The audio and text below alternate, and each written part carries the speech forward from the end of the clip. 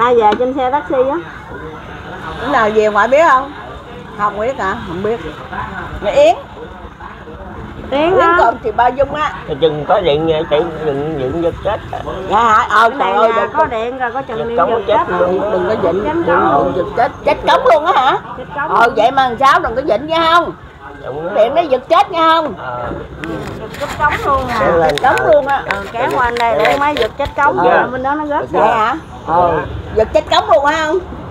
Vậy là sao đừng có rỡ cho điện nha không? Nó giật cái là chết cống luôn đó. Chết hả? Dữ à? Dữ vậy đó. Dữ đó. Màu dữ. Ngoại. Chết luôn. Ngoại ơi. Ngày mai bà ngoại đi Sa Đéc đúng không? Bà ngoại đi nhớ mua bánh về cho con với nha. Mua cháu Hàng với nha. Rồi bắt đi luôn rồi. Đi gặp ở dưới nhà làm bánh cũng làm bánh. Nhã tỷ như ngoại mua khoai lang vậy đó hay là củ chiên rồi đó. Thôi mấy cái món hai chiên làm gì mai. Mấy món đó là sao? Trái cây nè.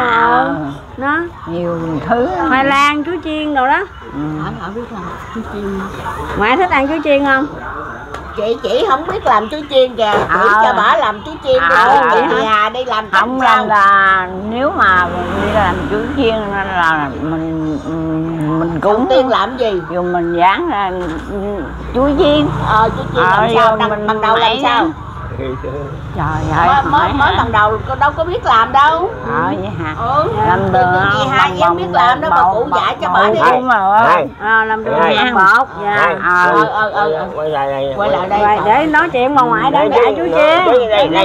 Chúc bà để ngoại dạy chú chiên. Bà ngoại đã dạy làm chú chiên hả? Sao ngoại làm sao? Đường với bột rồi sao? Đường với bột nó lên là mình phải để bánh là chiên nè, chuối nè, để đi vô. Đó cái để bột nó làm cho có nó cái gì làm sao cho nó chiên bột gì bột chiên giòn.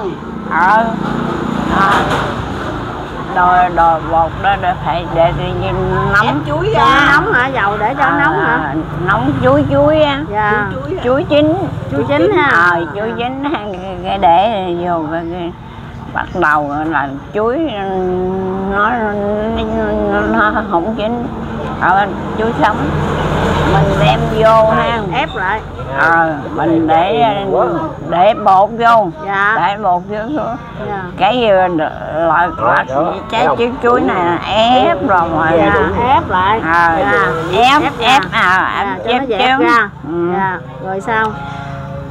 Cái nó thành bột rồi, bột cũng chín cái để trái chuối. Để chuối chín vô. Trái với chuối rồi là trái chuối đó nó thành bột nhưng mà nó nổi lên. Cho trái chuối nó nổi lên. Nó nổi như là ăn. Bỏ vô cái gì mà nó nổi lên? Bỏ vô không có cần nó cái gì. Có chuối. Chuối với bột cái bột nhưng mà bỏ vô cái chảo dầu hay là bỏ làm sao? Bỏ vô cái gì chiên? Bột thì bột. Bột cái gì nữa? Bột rồi cái để vô rồi làm sao nó chín? Không. Trái chuối nó chín. Trái chuối nó chín. Rồi mình lột cái chuối nó ra. Rồi sao nữa? Cái nó đem đồ đó là ép lại phải không? Nó ép. Ép lại bàn tay ép mà để cái gì bột mỡ. Bột với mỡ. Tại dầu không phải bỏ vô chảo dầu. Không nói để đang nghĩ công thức là bé chuối với bột. Đó rồi cho để vô cho nó bít cái chuối lại hết ha. Chuối mà chuối chín nha. Chuối chín ha. Sao không được phải không? Không. Chuối chín để không nhiều giờ cái bột đó mình cái chuối chín rồi mình ép để hai trái thôi. Hai trái cỡ về thôi. Đó. hang. Ngoại đang chỉ công thức làm chuối chiên nha cả nhà. Rồi tôi làm cho nó đây dù là lấy cái viết đồ nào. Lấy cái viết ghi rồi ghi công thức nha cả nhà ơi. Để lộn để đồ trong nhà nó dạy luôn mà. Đó dạy luôn. Chú rồi giờ tao bắt đầu khoai lang là làm sao? Khoai lang chiên là làm sao? Khoai nào rồi cũng phải chiên cũng nấu. Làm sao mới được? Không bột. Khoai lang chiên á làm sao? Phải là cái ngon gọt cái vỏ mày ở ngọt cái vỏ phải không? Nhưng mà muốn nó thì nó cũng phải chín nữa, chín cái da ngon ngoài á là mình ép, mình đừng làm nhiều quá, thử đi, thử của mình đó, ăn chơi rồi hãy mình làm thử trước rồi con thử ăn chơi coi ngon mới làm thiệt ha. Cả nhà lấy viết ghi nha, ngoại chỉ bắt đầu bán, bắt đầu mới làm bán nha. Làm bán. Lấy cái viết cái mực luôn. Lấy viết mực cho 6 ghi phải không? Ghi công thức ha. Rồi. Một trái bán bao nhiêu tiền? Thì mình mua cái mực mà lại chuối. Đừng có rồi vậy đây là mua lại chuối nhưng mà cái bột á, cái cột mà mình chiên đó là mình để riêng đi. Để riêng. Mình để cho nó chín, nó chín đặng là mà nó dính ra mình bỏ cho chuối vô cái dính ra rồi mình lăn bột, lăn bột, đó mình lăn lột một dầu xong rồi cái mình phơi chín hang không mới phơi chiên là phơi nữa chín là phơi luôn phải không? Đó đâu có phơi chín rồi mình đem đi chiên. Chuối chiên mà chuối chiên là phải phơi gì không mình sao sẽ dính được. Ủa vậy hả? Kỳ vậy sao đem đi phơi nữa hả? Kìa nhà ngoại chỉ công thức thời đại 2022. Không phải. Sao lộn rồi ngoại lộn rồi. Không có lộn. Chứ sao ngoại? Phơi cái đó là khoai lang chiên. Khoai lang chiên. Đúng rồi, khoai lang chiên phơi. Đó, bởi vì vậy tôi mới nói đó. Mới nói đó. Rồi như bán chuối nhiêu trái ngoại? Tại vậy, thí dụ bây giờ con mua một nải mà một nải cái chuối phải không? Mà 1, 2, 3, 4 nhưng mà con muốn cái quậy đó là bao nhiêu tiền ha? Giá tỷ nhiêu đây nè, con mua chuối chiên được không? Không được, thật ra cái này có con trái chuối này nè. Cái này là chỉ có con trái chuối thôi hả? Chị ngoại bán không trái chuối đi. Không phải một trái mà mình muốn nhiều là bự là cỡ vậy. Bây giờ con mua trái chuối tiền này ngoại có thối lại không? Thế đây mình mua 3.000, 4.000, 5.000, 6.000, 7.000. Cái tấm này nhiêu ạ? Ngoại biết không? Thầy biết nhiêu người ta bán. Bây giờ bây giờ nè bà ngoại chỉ cái công thức con làm chuối ha. Con học được rồi, bây giờ con đền ơn ngoại lấy tiền của bà trời ơi lặt vặt để cái này mình mua quá. Ví dụ bây giờ mua đây á 10.000. Dạ. Thì mình ta trả cái đủ mày 10.000 thôi. Rồi xong rồi nếu bây giờ ngoại cắt đi tiền này con bà ngoại học con là dạy con làm chuối chiên đó. Dạy hết luôn hả? Chứ bây giờ dạy cái nó không vậy có mắc quá không, có thối tiền lại cho người ta không? Trời ơi, ủa mà làm mình nhiêu còn không. Đây nè 5.000 nè. 5.000. Để bây giờ mình bán mình ở trong túi cũng có tiền đó đó. Nó thối tiền lại cho người ta, cái tiền này nhiều lắm đó. Thầy nó nói không, mình nó nói vậy. Mình lấy cái lời là trái cây chuối nè. Rồi cộng lại lấy cái lời coi bán cái chuối lấy cái lời. Thế là như vậy đó là để lời. Đó. Mình để mình đem cái nước này nè lọc cho mọi người viết ghi công thức ha. Vô rồi trong thau đó cho nó đủ rồi không? Dạ nói được rồi Dưỡng Út tự nhiên đi. Dạ rồi bây giờ cái này á là 5.000. Dạ năm nào mình đem ra ha. Bây giờ ngoại cắt tiền này vô túi đi. Út Hà đền ơn ngoại dạy công thức hay quá. Rồi nữa gì qua chợ chơi. Rồi chuối giống như nhà mặn đó thì dạy cho. Dạ rồi để nữa con mua chuối rồi ngoại lại nhà con mới dạy cho con thực hành phải không? Dạ. Mua chuối.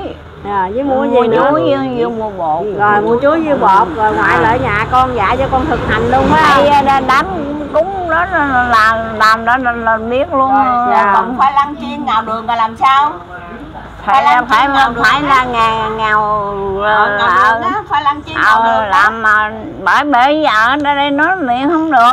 Đó miệng rồi phải lấy giấy viết phải không? Đó nãy giờ cái đó mình ngồi đó mình chiên đó. Ngồi đó mình ăn mình chiên đó. Giấy lấy viết nè, rồi nói đi viết. Nói đi. Là dì Út đang cầm đưa cây viết viết phải không? Rồi lấy giấy viết. Đang cầm giấy viết rồi cả nhà ơi. Viết vô. Trời ơi, ở đây dạy cũng được, đợi lên đó. Nè cái viết nè, cái viết nè. Mấy ấy chỗ này một ngày ở nhà mình nè. Ở đây tình con lấy giấy viết ngoại mới chỉ phải không? Rồi đây. Chỉ mà chiên có phạt bậy gì không đó. Vậy mới đúng nhiều bán luôn nữa. Bán ở đâu rồi. Ở đây không có ai thấy bán cái gì. Anh khoái viết giấy lắm mà anh lấy à. Chứ không phải vậy. Đó. Dù bún gì đó là nhiêu tuổi rồi, mấy rồi? Nhiêu tuổi mới 10 mấy hả? Nãy được 30 mấy giờ còn có 10 mấy à, càng ngày Út Hà phái vô đây đó. Không nhiều rồi á. Cái ngày càng trẻ luôn. Cái ông tướng này. Cái ông tướng này, tình cái ông tướng này. Rồi lấy giấy viết. Có giấy viết rồi nè, bà ngoại đọc cái con ghi vô nha. Rồi ngoại nói đi. Làm gì? Cái gì? Sao? Ngoại biết viết không? Không. Tao giờ không biết viết rồi. Vậy bà ngoại cắt tiền đi. Thì cắt tiền người ta nói cái này cho mày biết cái này là đây này vô nữa vô mà bán mà cầm cái này mình đi mua cầm cái này đi mua bột với mua chuối hả? Chứ không phải là tao viết cái này. Dạ viết vô đây, còn cái tiền này đi mua bột với mua chuối mua đường làm phải không? Thì bà ngoại cắt đi rồi nữa con đi lấy tiền khác con mua. Thôi cắt cái năm mất rồi. Không, bà bỏ một túi đi. Út Hà cho ngoại. Mai ăn sáng có là gì không? Để đó mai ăn sáng. Không. Dạ, bỏ một túi đi ha. Mua chuối trước đó là. Mua chuối trước hả? Nè. Con có tiền mua chuối, bây giờ bà ngoại cắt tiền nó vô túi đi. Mua có tiền mua chuối chiên là chuối. Rồi ghi vô chuối. Chuối rồi gì nữa đây? Rồi bột. Rồi cái gì nữa? Chuối bột. Với mỡ. Mỡ rồi chuối bột mỡ rồi. Đường. Dạ. Phải ghi giấy ngoại mới chỉ nha rồi. Đường ha. Dạ. Bột đường rồi 2 túi đây. Rồi đầy đủ rồi. Rồi. Chuối đó một. Đó ghi vô rồi sao nữa? Nói nó nhiêu đó. Nội nhiêu đây là làm được rồi đó ha. Đem về nhà mình nấu mình trộn lên bắt lên một nồi mình nấu lên mình ăn luôn. Làm liền. Mình mua phơi khô lại không? Chứ sao? Ngoại chỉ vậy. Bà ngoại chỉ có 4 cái công thức như vậy rồi mình trộn lại cái nấu lên cái nồi mình nấu ăn luôn hả? Không phải hả? Mình chiên cho con chiên chuối với cái đó nói chung nhiều.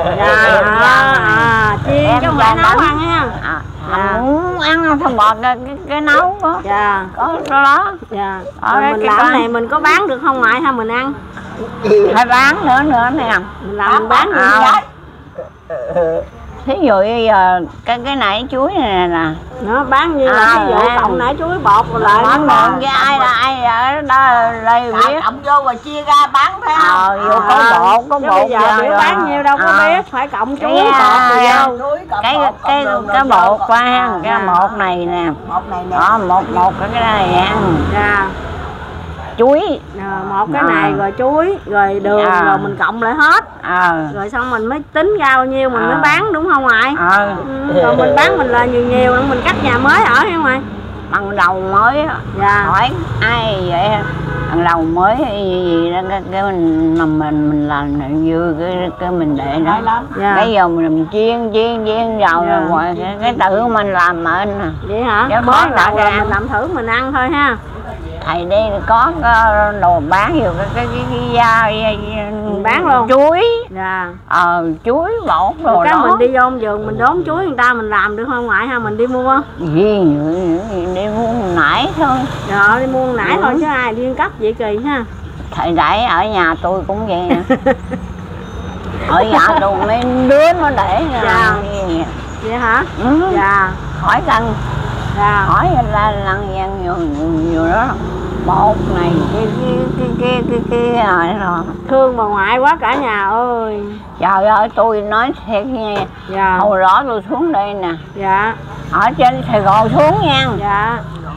Mà kêu bằng là đi bắt ốc bắt cáo rồi nuôi cả nhà. Dạ. Ham Bắt cá, ốc bắt cá nuôi cả nhà. Giết rồi cái bán chuối không chuối thì quá xá vậy nha. Dạ. Cái bà ngoại mua chuối về làm chuối chiên bán. Làm mà không nó đem ra ngoài chỗ nhà nó. Cái tôi mừng tôi nghe mừng cho nó tụi nó không có biết. Dạ tao nghe phải không? Cái bà bằng lượt vào nha mà nó mầm mà nó không nghe dám. không gì hồi đó tôi mặn tôi không có dám ăn chứ mà tụi nó không có biết. Bởi lúc vậy. tôi mặn được rồi tôi mới ăn. Thương ngoại nói câu này thương ngoại dữ lắm luôn không nha. thiệt. Cái này á nha ai tốt á là làm mà chuối nó không có hư. Dạ. Nó không có tốn nhiều. Dạ không có vốn ít mà mình lời nhiều nữa ha. Mình bán rồi mình tính lại trong bụng mình một đải này nè bao nhiêu bao nhiêu tính lại tiền trong bụng. vô con một con bao nhiêu dầu mật tính hết cái vốn bao nhiêu phải không? Mình làm mình ở nhà mình cho mấy đứa nhỏ nó ăn. Dạ. Nó ăn nó mua rồi nó ăn. Cho nó ăn thử ha, nó ngon rồi nó mới mua ha. Cho ăn nó lại nó khổng đi. Nó đứng vậy cây chiên của mình để trong cái thằng này. Dạ. Đó. Rồi cái nãy này nguyên nè. Cái này nguyên nè. Cái kia nó mà nhờ vợ nha. Dạ. Bán cho mấy đứa này nhỏ. Dạ. Cái nào nguyên là để bán nãy nguyên. Cái nào xấu mới để vô chiên bán mấy đứa nhỏ. Trời ơi ngoại tính toán dữ lắm luôn á. Nhà này nhỏ này nè tôi lấy tôi chiên cho nó hoài vậy. Dạ. Nó bán cho nó biết rồi nó quên rồi. Còn lớn quá hả? Con nhiêu tuổi? Đâu? 16. Bữa giờ 16 rồi. Nè cái hai à. Của ngoại đó bỏ túi đi. Dì Hà biếu bà ngoại đó, bà ngoại bỏ túi đi để dành mua bánh ăn. Có biết bỏ túi không? Có túi không? Không biết tôi gì rồi lại vậy à. Ở bên này có tôi mua. Mua gì? Bỏ tiền vô túi á là bên đây miễn có là tôi mua. Mua gì? Làm liền. Mua chuối làm liền á hả? Bỏ tiền ở nào có chợ rồi có tiền mua chuối làm liền phải không? Rồi Đúng rồi, mình mua chuối rồi. Rồi đang đợi chuối hoài không được. Với khoai lang nữa. Mua chuối khoai lang chiên nữa. Khoai lang chiên làm sao ngoại? khoai lang chiên làm sao? Nói miệng không có được. Nói nguyện thì bây giờ con lấy giấy con ghi. Ghi Tiếp tục bán khoai lang chiên nha cả nhà mình lấy sao? Lấy giấy viết ngoại mới ghi mới nói nha. Rồi nói đi làm sao mua gì? Mua gì? Mua gì? Khoai lang. Mua khoai lang rồi ghi khoai lang nha. Khoai lang rồi. Rồi gì nữa? Khoai lang là làm sao? Chuối chiên. Cái gì? Khoai lang sao chuối chiên rồi hả? Dạ. Chiên có rồi bây giờ khoai lang làm sao? Mua gì nữa? Khoai lang á mua gì là gọt vỏ đây gọt vỏ rồi gọt vỏ mua về gọt vỏ rồi sao nữa rồi ha dạ vô đem về ăn chứ có gì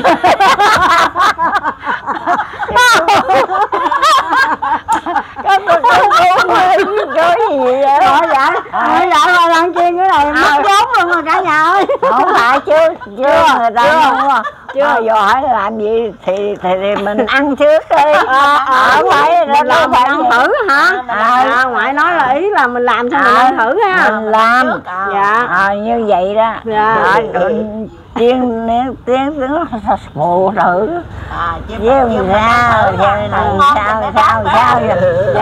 trong ngày á ăn thử coi sao rồi mình chắc ăn mình mới bán người ta ha. Con mua nha. Dạ.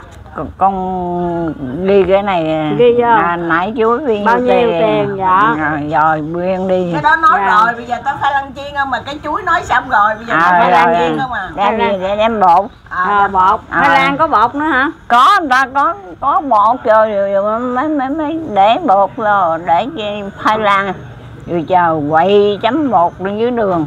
Dạ bột với đường cho nó lỏng ra hả? Rồi bột với đường đó. Rồi ghi rồi bột đường. Rồi sao nữa, làm sao? Khoai lang gọt vỏ ra. Không đè ép lên ép khoai lang không phải chuối, giờ mình làm khoai lang. Cái gì cũng được đó. Cái gì mà đè cũng được do không có cần khoai lang gọt ra. Hả? Khoai lang mình xắt ra rồi làm gì? Xắt ra và ép.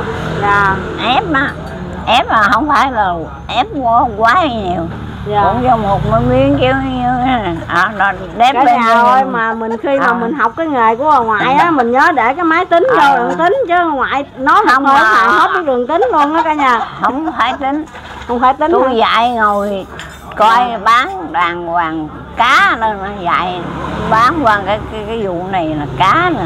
Bán qua vụ này bán cá luôn. Ở đây nhà bán hết. Bán nhà bán cửa nhà nữa đó. Bán nhà bán cửa luôn. Không phải chứ sao nói gì nói chỗ mình bán bán trước cửa nhà phải không? Không phải sao? Từ ra nước mắt không phải vô mình vô nhà mình mình ở được là chiên. Dạ đúng rồi. Ở vô trước cửa để đi vô ngồi chiên lên. Cái gì nấu cơm bán mà. Nấu cơm mà chiên cái này cái nọ nào mình bán. Vậy đó. Biết không? Không mình mới nói ai có sẽ thế này cũng phải học hả? Không. Dạ ví dụ như mình bán cái có mấy người kia người ta không có tiền, người ta thèm quá rồi mình có cho người ta được không ngoại? Cái quen người quen như con quen tôi quen con cho luôn cho luôn. Không nhưng mà gặp cái cô kia cổ không có quen mà cổ thèm quá cổ không có tiền thì cái bán cái ăn không nó tự do nó của mình. Cái là do cái mình muốn cho thì mình cho hả? Vậy để nó bán mông mà mình để mình bán mà nhiều khi có đứa nó thèm đó nó lâu quá rồi ấy thấm giọng đi để thôi khô cổ ha. Thấm miếng nước đi cho nó có nước rồi nói chuyện nó không có khô cổ ha. Rồi nói tiếp. Hồi đó tôi dẫn con Phúc đi xuống này kêu bằng là nó ăn bỏ hay rồi nữa là bán đi không biết là bao nhiêu nó bán. Vậy đó hả? Vừa ăn vừa bán gì mà vẫn bán không biết bao nhiêu luôn. Bán không vậy cho nó thèm thế mẹ nó nướng là bột chiên mồm nhìn thấy thèm luôn. Không cái chuối chiếu qua nữa. Chuối chiên. Cái bên này ra ngoại còn trẻ bán chuối chiên với khoai lang hả chị? Trời ơi nuôi con mà. Nuôi con mặn đủ thứ đó hả ngoại? Khỏi cần để nó lâu mai mà mày kéo đi chuối gì. Đúng rồi, khỏi lâu đi ngày mai có chuối lại là ngoại thực hành luôn. Chuối là phải bột kế bên nhà tao nó bán nó bán đủ thứ luôn. Đó giờ không chừng nữa là mày củi lửa là gì hay là tiền chạy đi ngoại mà tự nhiên ngoại kêu tự phải đi như cái bên nhà tôi đó bên kia bán cá mày bên này cái ở đại nó mà lúc đây nè thôi thấy mặt cười đi ngủ bên nhà rồi đó ướng nè. Bây giờ nói vậy khỏi mất công nữa. Để tôi chị chửi hết. Ông điệu quá đi ông ơi, nằm dẹo dữ à. Làm trai quá dẹo dữ à. Bé Sáu nhiêu tuổi rồi? Nhiêu tuổi rồi nói coi. Nuốt đi để em Thinh nó đổ vô quần áo nè. Nuốt nhiêu đi. Tuổi? Nuốt đi con nuốt đi. Cái gì? 89 tuổi hả? Trời ơi giờ này già dữ rồi. Hôm nay á, đây sao tự nhiên có lại mày làm mày nữa hả? mày nghe là hùng tụt quần. Vậy hả? Nghe là anh không là tốt quần lắm. Nè, bây giờ mày thử coi, bây giờ tới chiều nè ai có bưng chuối. Từ đây tới chiều ai có bưng chuối là ghé là mua ha. Dù cái ca. Dạ. Rồi đón từ đây tới chiều mà ai bán chuối là mua phải không? Rồi mua lẫn thực hành mua chiều mà mong này phải không? Mà chiều mày lên đó mà kêu tao cũng được mà. Dạ. Chiều lên kêu mua nó chuối chỉ có một cái gì? Cái gì? Dầu đó. Dưới đường, với bột, với bột, với chuối, đó là với chuối, rồi đó rồi đó, đó như vậy nha. Nội đây bây giờ mà có gì có là mua liền làm liền phải không? Rồi để chút nữa đón ra ai bán chuối mua liền cho bà cụ làm liền. Rồi bây giờ ngoại làm nổi không? Rồi mày làm đi mà có chuối làm chuối đi bọn không phải nói cái gì là buôn bán buôn bán là thích tao đầu óc lúc nào làm mà mày phải là cuốn để biểu cho mày nhớ ghi vô sổ rồi nhớ hết rồi vô đây hết trơn rồi nhớ rồi đó. Mà nữa là mày ngồi đó là mình tao chỉ hết trơn cho mày chỉ nghề đó chỉ nghề hết trơn là luôn. Con phải vô đó thực hành đó không ngủ đi ngủ kêu cũng kêu ngoại cũng thức dậy chỉ con luôn không mày cũng thuộc luôn dạ con phải thuộc luôn ha chỉ đi đó bây giờ có chuối rồi bây giờ cũng được không bây giờ cũng được mà tối cũng được ngủ rồi kêu dậy cũng được không phải bây giờ mày chiên đi tao chỉ cho mày gốc này nè chứ tao nói miệng vậy giống mà làm không có được. Dạ đúng rồi là có nghĩa là ngoại biểu con mua chuối đem lại đó thực hành và ngoại nói con làm thì mới làm được đúng không? Còn nói bằng miệng làm không được. Dạ đúng rồi hay quá ngoại nói hay thiệt á. Làm vậy đó là khỏi mất đồng như con muốn gì mai á sáng vậy không cần sáng cái con nãy chuối đi dạ ha mà mày chuối vô bột nữa chỉ chứ còn nói miệng là không có thực hành được chứ mà tao nói không nghe họ nội trong nữa là giờ tới đây về cũng có ăn thua gì nữa mình mừng rồi nhiều mình bán rồi đó thành ta ăn ngon người ta chạy lại nó mua đó chạy lại ngon ở đâu người ta cũng chạy lại ta kiếm mình ha vậy là chắc hồi đó ngoại làm chuối chiên nhất luôn trời ơi hồi đó tôi nói là tôi xuống nha hồi đó chỉ có quần áo đi bắt xuống nào đây nè cái miếng này nè tôi xuống tôi thấy cua trời ơi ra nó để tao lắm mà không có thấy con này nha trời ơi cái miếng đó bởi vì đó ha cái cua ở dưới này là nó lên cua dưới này nó lên nó bò lên đó chỉ lúa là đây trong túi có cụ có cái khăn nè có khăn nè chùi đừng có quẹt như cái dơ đó chỉ biết là cái gì không ở dưới này nè đây là tao nói gì còn nè nó bò chứ sao nó bò lên đó là cái đây là cái chỗ này nè bởi vậy tao trép con mấy bò không bỏ tiếc cái chỗ này là không có bán chỗ này luôn ha không phải tôi tiếc là tiếc hồi đó tôi đi xuống có một mình tôi dạ vậy hả phải đi đông nữa mình làm chứ không vào hả sao hồi đó mấy đứa nó không có nói dụ mình đi vô trong này nè dạ không có chịu ha cái tôi ha ngủ hả nằm lên chậu ngủ rồi sao lên chậu ngủ không chổng đi